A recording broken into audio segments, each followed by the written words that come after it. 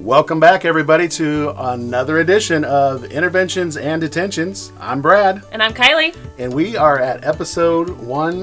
I'm not going to say it. 1-6. How about 1-6? Thank you. 1-6. And we are talking virtual learning today. And it's pretty timely because this is day 3 of virtual learning for our building. It's been a week so far. It's been, a week. 3 days in a row at a primary school building. Yeah, and Kylie and I, didn't want to be the experts to tell you all things virtual in our building, so we brought in one of our experts. We have 11 experts in our building. Good one. But this is Paige Heaton, our special guest this week. Paige teaches first grade in our building, Central Knoll Primary. So Paige, welcome aboard. Tell us a little bit about yourself before we get started with the podcast. Hello. Yes, my name is Paige Heaton. I've been teaching here at Central Knoll Primary for about 7 years. Only in first grade, and I love it. But that's really all I've done. That's all I've done. That's all you need to know. That's all you need to know. We're going to learn a little bit more about Paige and what she does on these virtual days as we get into this podcast. But the scenario today is talking about, we started with snow days back in my day, and probably you guys, because you're younger than I am. You're a little older than we are. A little bit older. Yes. I think I have mentioned this before on previous podcasts. For me, I can remember kindergarten. That was the blizzard of 78. For me, I lived that. I remember some of it. Wow. And I can remember getting up in the morning. We read about that in a history book, I think. Yeah, you weren't even thought about yet in 1978. So I can remember, even outside of the blizzard, getting up in the morning of a potential snow day and mom having the radio tuned in to WOWO 1190 AM or turning on the TV, 3 channels, NBC, CBS, ABC, to see if our little school name was tickering across the bottom or if WOWO was going to announce that we were on a delay or a closing. And we closed. We didn't have to do e-learning or virtual learning. We played in the snow. Mom baked cookies. She stayed home from work usually. That was my memory of snow days and cancellations. Kylie, what do you remember? Well, I remember in elementary school, same kind of thing. Not the radio, though. I feel like my mom. TV. TV. My mom got a phone call. I don't know. I think Paige, same thing. Yeah. But so I remember the snow days back then. But then, like in high school, I went to a boarding school, so we literally never had snow days. So you just had to go. I just had to go. If you had 10 feet of snow outside, you were going. It doesn't matter. You're making your way through. Yep. Negative degrees, going. Sorry. So. Wow, sorry for you. Yeah, so my childhood a little rough with that, honestly. So I'm kind of basking in the snow days. So you never experienced a snow day at all? I mean, in elementary school, but not in high school. Okay, gotcha. When I went to high school, we were all there, so we had to go. Wow. I think we closed one day. Yeah. One. That's awful. I feel bad for you because I can remember literally we'd go get on our snowmobiles and we'd have fun and play and ice skate on the lake. I was in school.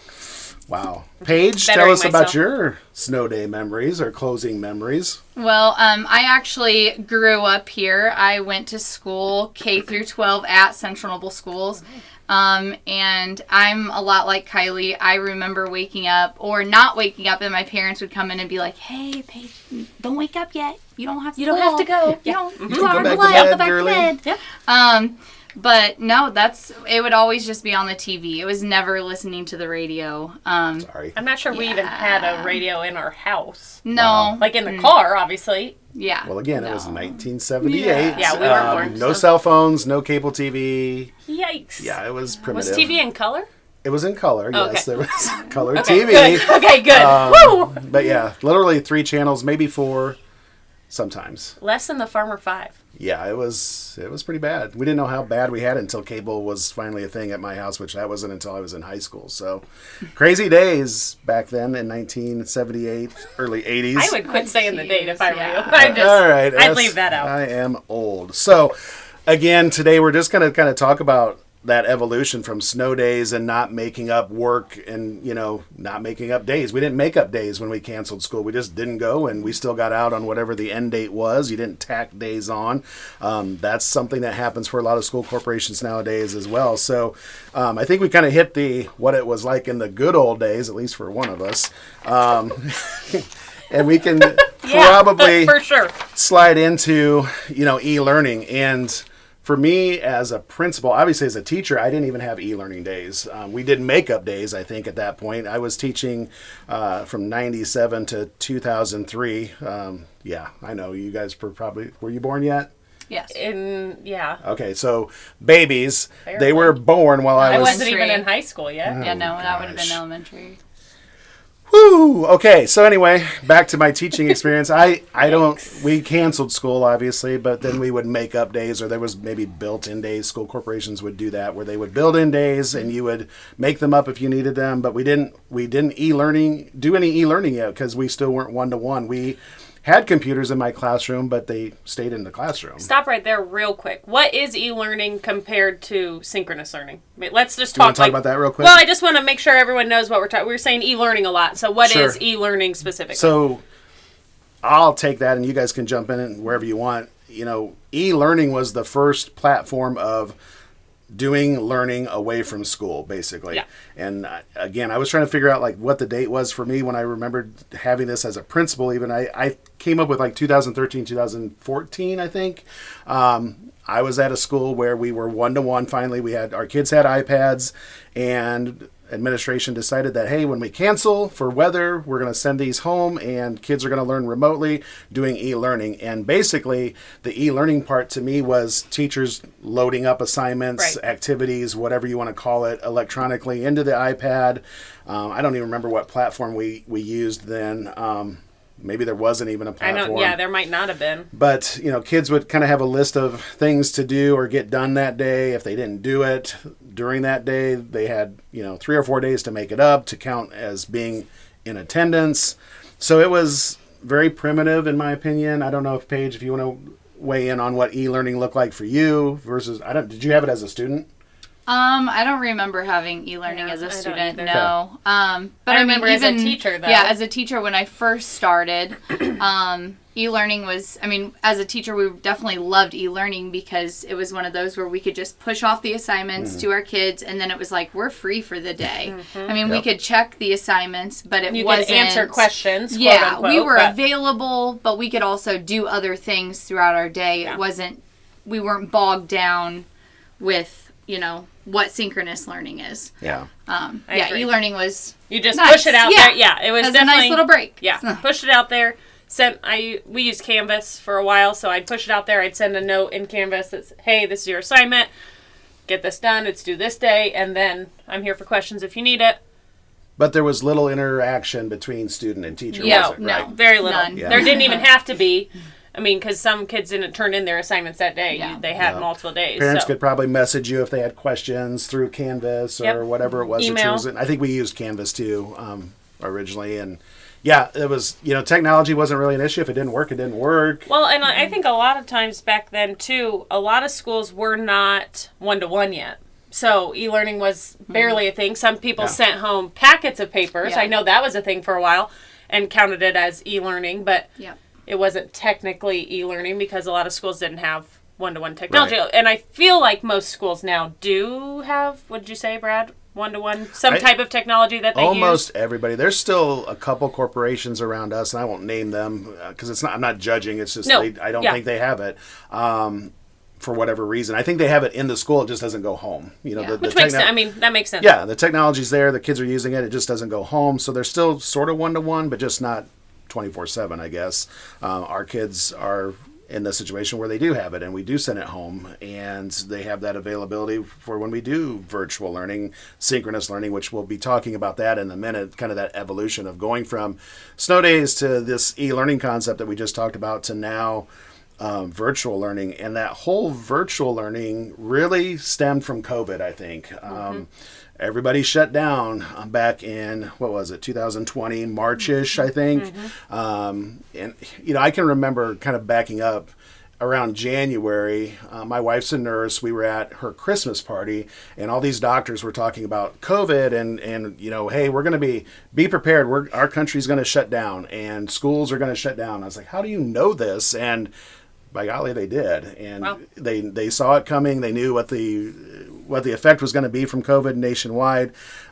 So yeah, schools closed down, obviously, and then we had to decide, what does this look like now? Because are we going to come back in 2 weeks? If we don't, And no one knew. No one knew. There was just so much uncertainty. So, obviously we had the e-learning thing down, I think, as schools that were using it. But now we had to try to up the game a little bit. Like, how can we be interacting with our students when we might be gone from each other for weeks, months? We still you have, never know. what, I'm guessing 6 to 9 weeks of school when March is happening, typically. We've got to continue the learning somehow. So schools were really challenged to kind of up that game of, okay, we got to do more than just e-learning. We can't just send home things, and we know that there's nobody necessarily home for these kids to support them. I'm going to have to support them as their teacher. So that led into more of a interactive, synchronous type situation where teachers all of a sudden were being introduced to Zoom and Google Meet and sending out invites to get kids on. And that's kind of where I want to turn it over to Paige a little bit. Maybe you can kind of talk about, were you teaching during COVID? Oh, yeah. Okay. Yeah. I thought you were. So We're tell not us. that young. Yeah. Well, I know. We're not that much I babies. know, but I wasn't sure if she was on board yet here. I thought she was. Yeah. So tell us maybe what that looked like and your, that springboard into synchronous learning. And we'll just let you talk and you can catch us up to what it looked like today in your classroom. Well, when COVID first happened, I was actually on like a family vacation at Great Wolf Lodge, so I had a sub at the time. Shout out to Great Wolf Lodge. And your Shout sub. out. And my sub. And your sub. So they had called me and said, hey, our kids are going to be going home for an extended amount of time. We don't know. And so I'm like, I don't know what to send. I don't know what to even tell you to send. Right. Yeah. And so she was like, all your kids are crying. I don't, what are you supposed to do? So it turned into, we're only going to be gone for a little bit, which turned into obviously a lot longer than what we thought.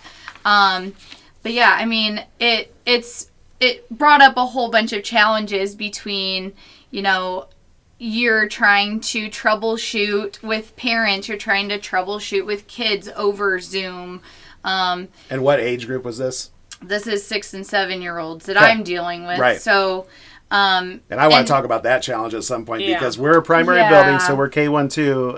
It does look different with our primary kids than it does at the high school level. Absolutely. But whole other conversation. Yes. And so trying to explain things, and our kids are pretty tech savvy, but just trying to explain to them that, hey, we're going to be getting on every day. You're going to be doing this at this time. And you're telling them, get on this time, and they can't tell time. Right. So, that's a challenge. And to add on to that, Paige, I just remember, we as teachers, we're still learning it all, too. We didn't have all the answers. Yeah. So we're trying to help them troubleshoot, and I don't even know. Talk about being pioneers, really. I mean, it was like, we're all in this together. We're just going to try to figure it out as we go. You were Lewis. You were Clark. Yeah. Exactly. I was probably Columbus because I'm older. Columbus sailed the ocean blue in 1492. Yay. Well, and I know that, now that this week we've been off for 3 days, it's been in the back of my head, how did we get through COVID? Yes. How did I do this day in and day out? For months. Just sitting in my house, getting online. I could probably tell you the inside of my kids' houses and their bathrooms and all of their cats pets, and their dogs' names and all of their stuffed animals, and because that's what you ended up seeing. Well, and really, in the last 5 school days, we've had 4 virtual days, right? Because we were virtual. Oh, right. Yeah. Thursday. One day last week, Thursday, and then we had Monday, Tuesday, Wednesday this week. And I know I've talked to teachers like that. First day, Thursday, was our first virtual day this year. Is that right? Was that our second? First? Yes. First or second closure. So, and when you don't do them back to back and you have one maybe in the fall and now we've come back and had another one last week, you kind of have to start all over again. You got to get back in the routine. Kids have to start all over. They forget what the expectations and procedures are. But what I heard from teachers in the building this week was yesterday, it's it was even smoother than Monday. And I'm sure today was even smoother than Tuesday. So, now we're in that routine. I think what's going to be difficult is coming back tomorrow in person. Yes. Because it's a different set of expectations, rules, and procedures, and teaching live in my classroom versus teaching live over the screen is in different. A full day compared to a couple hours here and there on the iPad. Well, and that's something we should talk about too real quick. I mentioned with synchronous learning, our day is abbreviated. Teachers start at about 10:30. I'm going to kind of just generalize. They teach for about a half hour with their class, let them go off and do some assignments, check back in with them throughout the day, question and answer periods, things like that. And I will say that our schedule does look a little different than maybe our elementary school, than our high school, Right. the time frame. Because remember, we are K2, so your school may look different than ours, but this is kind of how our corporation has set it up for at least our little learners. Yeah. And I think for as many challenges we have with our little learners, I mean, there are benefits. I mean, obviously, we're not making up days because of this. Does it look like a normal day? No, absolutely not. But are we still checking in with all the kids? Yes. Absolutely. And we have really good attendance overall. I mean, we're still pretty rural, so there's people that don't have internet or have really bad internet or limited internet. So, we try to work with those families and those kids so they don't fall behind, and they don't, we don't penalize them if they can't get on and do things. It is what it is, and we get them caught up. But, it does still allow teacher-student interaction. It kind of maintains a sense of continuation of learning. It's, again, not the same, but at least we're not taking a break. I mean, think if we were away from our kids for 3 days altogether and coming back tomorrow without any even harder, interaction. for sure. Yeah, it would be tough. So, but it gives opportunities for feedback and support for our learners. And there are good things about virtual learning. It just is different than being here in person. So, Definitely. yeah. We have technology issues, obviously. Digital fatigue is a real thing for both teachers and students. I think even just kind of navigating where to go, how to get signed in, especially for our little learners, because a lot of times they have us in the classroom to help them with that, and not, their parents aren't always able to help them at home. So just kind of that part of it too. And Paige hit on it, just keeping kids engaged and not showing their pets or, their stuffed animals or their sister or their brother or their mom, and I know there's probably lots of stories we could tell about the funny things we've seen during virtual learning. That probably is a whole other episode. So I guess, Paige, let's turn it back to you for a minute. Yep. Any tips for teachers, other educators? Again, we're not the experts. No. We could learn a lot from other people out there listening, so please feel free to give us some comments and feedback. But any tips, recommendations you have for educators in the virtual world? I definitely think just keeping open communication with parents. Anytime that, especially this week with all of these days that we've had, I've had a lot of students that have been turning in just blank assignments thinking that they can get away with it because they're with grandma or they're with babysitter. So I immediately send it to mom and dad, and then it's, oh, no, we'll take care of that tonight. That's not okay. They try to, get it right past grandma because that's what you try to do so that you can get to the fun stuff. But yeah, I feel like that's the biggest thing is just keeping mom and dad in the loop. And if they happen to pop back in on my Google Meet, knowing that you mean business and saying, I saw what you did. You wouldn't do that if we were setting those expectations. Yes. Call them out on their little things. I'm going to call them out. Yes, for sure. Cool. So that's, two of the big pieces I feel like to make it successful. Yeah. And I've seen teachers use some brain break type activities to, teach for a few minutes, but then let's do something fun.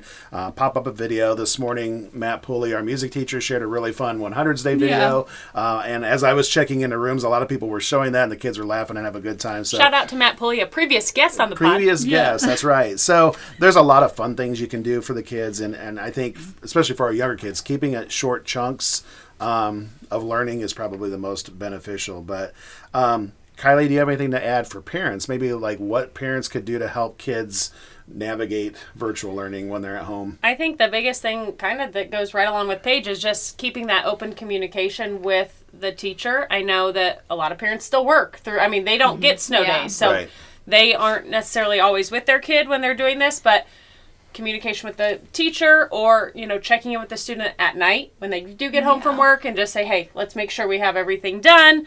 I think that's probably the easiest because I get it. Not everybody's going to be able to do it right away, but just kind of staying accountable and helping your kid learn those accountability. Teach them how to, access everything and just how to be responsible. Even if they are kindergarten.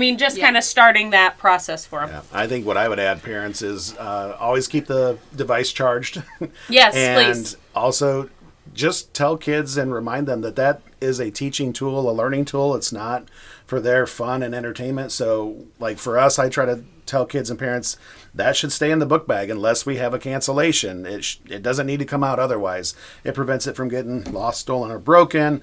And again, it's charged and ready to go. It's not for their entertainment. It's the school's property. It's much like a textbook, but a much more expensive one.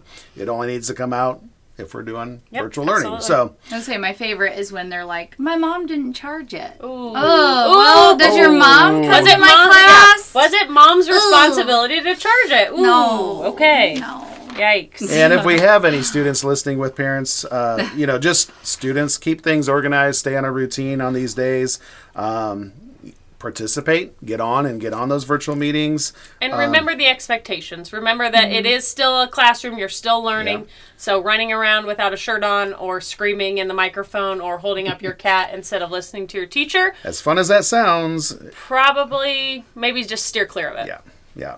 And I'm pretty sure at this point this week, parents are wanting regular school tomorrow. Yes, so. I think everybody's ready for And that. I think I am. I think you guys probably are too. I mean, ready for a routine. We miss our kids when they're not here, and when you have 3 in a row like this, which doesn't happen a lot, it adds a lot of stress on everybody, I think. So we're ready for kids to get back in the building.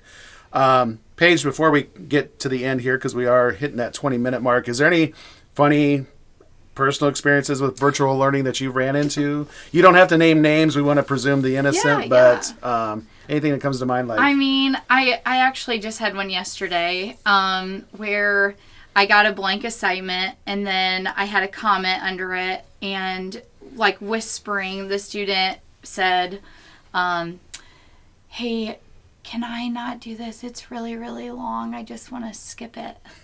And I was like, I kind of laughed because, that's kind of funny. That's pretty good, actually, yeah. But I was like, dude, no, you're going to do it. You still got to do the work. Still got to do it. Yes. That's funny. Yeah. I always like trying to call on somebody and they're still on mute and they're still talking and away. And they're miming. Yeah. I mean, that happens in the grown-up Zoom meetings still today. All the time. It's kind of funny. It's, those little things that make you chuckle. You're on mute! Yeah. People yell at you to take it off. So I guess, I mean, I've done that where I call on somebody and I'm sharing my screen so you can't see the students, anymore. And so I'll call on somebody and it's like crickets. Nobody's answering. And then somebody else will chime in and say, he's not on here anymore. And I'm like, okay, well, how about you help me then? That's right. Oh, that's funny. It's fun, and we could probably have a whole episode on the funny things that happen during synchronous virtual learning days. But again, that's probably a whole other episode. So, it is a good alternative to be using that as a way that we don't have to extend the school year and make up days. But ultimately, I think we would all agree that the best learning happens in our rooms with our kids. Yep. So the more days that we can have those, the better. Interesting to see how far it has come over our, since way back in the day when you started, but then, even in our short teaching time, Paige and I, how far it has come. So it's interesting. And I guess if you think of one good thing that maybe came from COVID, that would be one for teachers. I mean, they really had to learn quickly how to navigate that, and I think our teachers do a great job at it. I'm very impressed when I drop into rooms and see the things that I'm seeing. I know good things are happening, good teaching's happening, good learning's happening, and I'm proud of all of our teachers that have to deal with that when it happens. So, what do you think?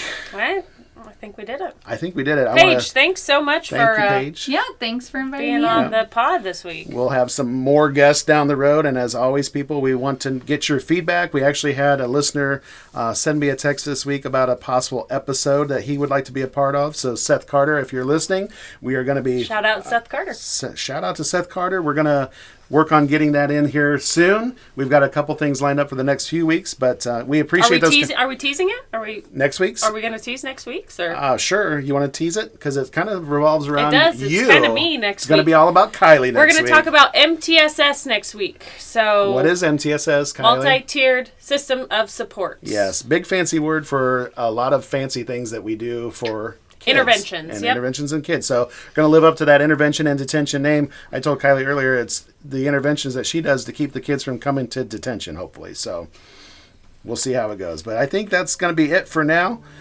It's time to cue up that music. I'm Brad. And I'm Kylie. And this is was Paige. Hey! Thanks again for listening and tuning in to another episode of Interventions and Detentions. Kylie, it's your tagline. Let's hear it. And class dismissed.